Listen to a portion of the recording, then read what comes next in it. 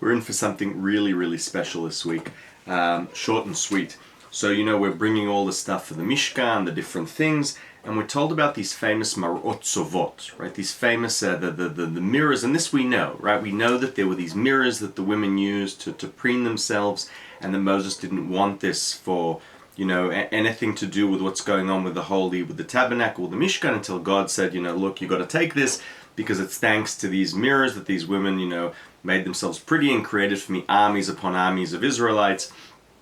Right, these are why they call them marot sovot. Through these mirrors, legions were created. But Nachmanides takes this a step further. He notices, right, there's this very particular form of jewelry, which is a sort of, according to one of the views, it's like a chastity belt. There's no other way to put it. The komaz.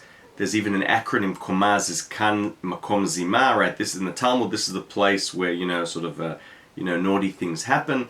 And it was a piece of jewelry that was put around that area. And so Nachmanides takes this a step further and says, right, the women we know wanted to give all of their jewelry, including the komaz, including this sort of form of chastity belt.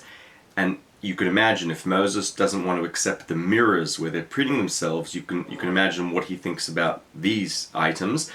And it's God himself who says, you're going to take these.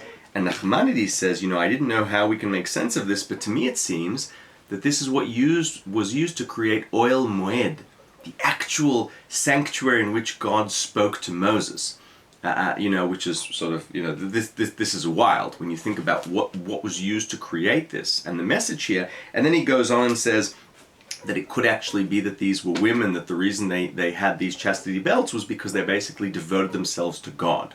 But either way you take this, it's fascinating because it's a very specific, intimate piece of jewelry which is used, according to Nachmanides, for the Oel Moed. Thoughts on the Torah portion of Vayakhel, Shabbat, and the Komaz, Shabbat Shalom.